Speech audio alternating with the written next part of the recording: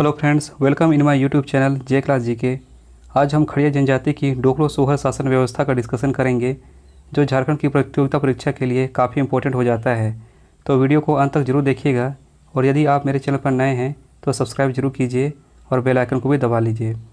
आइए डिस्कशन करते हैं डोकलो सोहर शासन व्यवस्था। इसमें हम देखेंगे सबसे पहले गाँव स्तर पर, उसके बाद अंतर्ग्रामीण स्तर पर, उसके बाद हम देखेंगे संपूर्ण खड़िया समाज स्तर पर हम देखेंगे।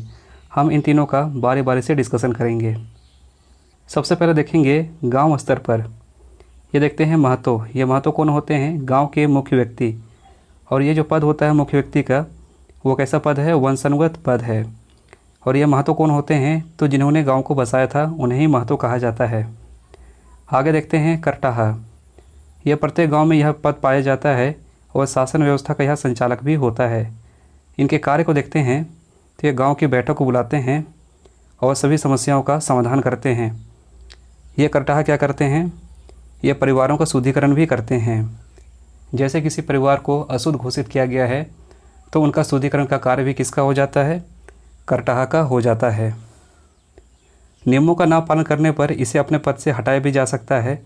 जैसे ये अपने रीति रिवाजों को फॉलो नहीं करते हैं या उनको समझ में कमज़ोर होते हैं, उनको क्या किया जाता है? करटाहा पद से हटा दिया जाता है और किसी अन्य व्यक्ति को करटाहा पद दे दिया जाता है जिसे रीति रिवाज, नियम कानून अच्छी तरीके से आता हो।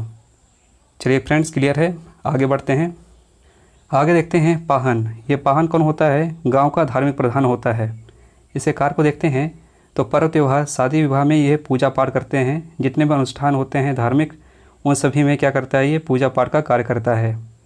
नोट में हम देखते हैं गाँव के विवादों का समाधान के लिए महतो, पाहन और बुजुर्ग सभी उपस्थित होते हैं और सलाह मशवरा करके ही ये अंतिम फैसला लेते हैं। हमने ग्राम स्तर पर देख लिया। आइए देखते हैं आगे अंतर्ग्रामीण स्तर पर। अंतर्ग्रामीण स्तर पर देखते हैं तो हमें देखने को मिलता है क्षेत्रीय प्रशासन तंत्र, जिसे क्या कहा जाता है? खूंट कहा जाता है। और इस क्षेत्रीय प्रशासन तंत्र खूंट का क्या कार्य है? तो यह है 2 या 2 से अधिक गाँव के बीच जितने भी विवाद उत्पन्न होते हैं उन सभी विवादों का क्या किया जाता है? यहाँ पर समाधान किया जाता है।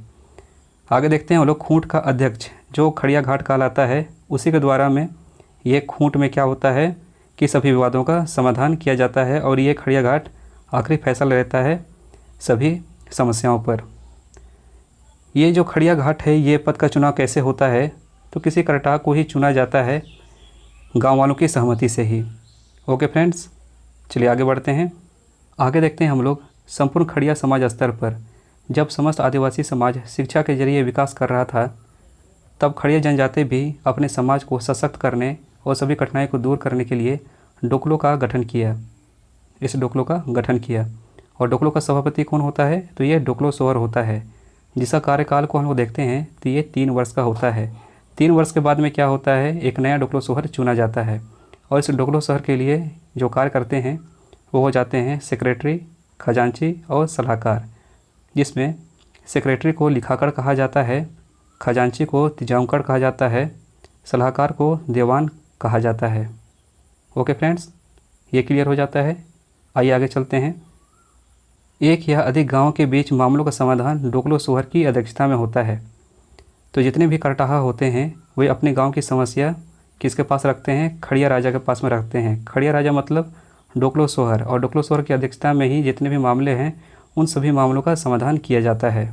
और देखेंगे इम्पोर्टेंट पॉइंट को, ये समाज को संगठित एवं सशक्त करने का कार्य भी करते हैं। चलिए आज के लिए इतना ही।